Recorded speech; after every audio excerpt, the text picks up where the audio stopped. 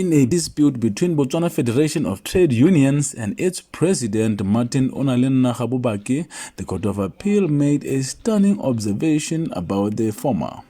The federation removed Khabubaki from office in March 2021 without following any laid-down procedures whatsoever, but the High Court ruled in his favor and set aside BFTU decision. The federation appealed the High Court ruling. However, a bench of 3 judges concluded that after countless breaches of its procedures, rules and regulations, BFTU does not fully understand its own constitution. The observation is a huge blow to the reputation of BFTU, who are regarded as defenders of workers' rights, human rights in general, good governance and the rule of law, among others. As recent as last month, BFTU made contributions to the constitutional review exercise condemning corruption, condemning bad laws, and calling for good governance, among others. You just can't take the president to court. You can't. Now, should I sit here with the criminal and wait for him to steal for 5 years, and then after 5 years, he has erased everything that would be paper trail or anything that would allow me to actually catch the thief? Or what do I do? But this is in the constitution to say you can't take this president to court. So that's why I was asking, what kind of constitution do you say we are adopting? Are these constitutions really a proper tool for governance? Freedom of assembly. Mogolo na le makgotla ba bereki botlhokwa kana e ka nonoho le bolenteng jwa di-trade union. Ga re sena nthai ya kgololesego ya kobamo mo go rona ke moka jaanong re amogilwe se ile gore we exist for.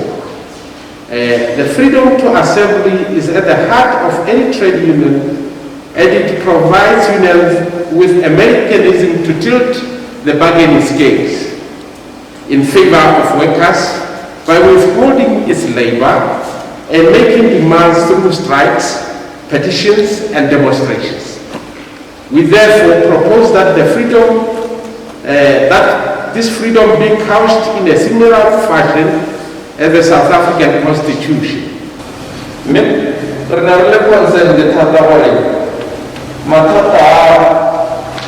Tiriso e sa nnang sentle ya expenditure ya public finances e le gore gompieno e simolotse go nna cultural le habit ke ngwa dilo tse e leng gore ka gore constitution ya rona chairman e na le ga e dilang ka finance teng re tshwanetse re thibe diphatlha tsone ebile re batla bona go na le review yone ya 117 to 134 ya di-section tseo tsa constitution view ya gore di kgona gore di nne le di-control tsa public finances.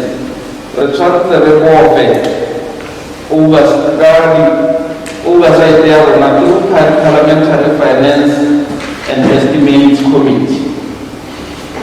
This committee, which is supposed to be responsible for monitoring, evaluation and scrutiny of all public spending, invisible to the public, and seems to be doing its work in secret or irrobate law.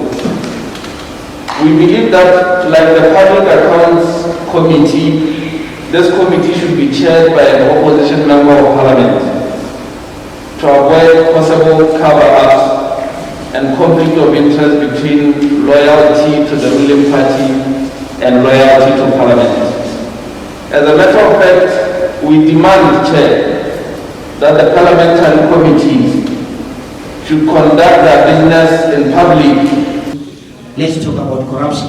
I don't know why the speakers are a bit not specific to corruption, but I always put it as an independent variable. African leaders are corrupt. It's simple, very corrupt. And you see the corruption even manifesting itself within their political parties by the way they appoint those who succeed them, the way they appoint those who help them govern. So why are we not talking about corruption? So panelist, doctor, can we link corruption to this issue of term limits? Because we can bring term limits, but if we don't talk about corruption, the term limits will be useless. He would stay for 2 terms, but still more than the person who will stay for 20 years.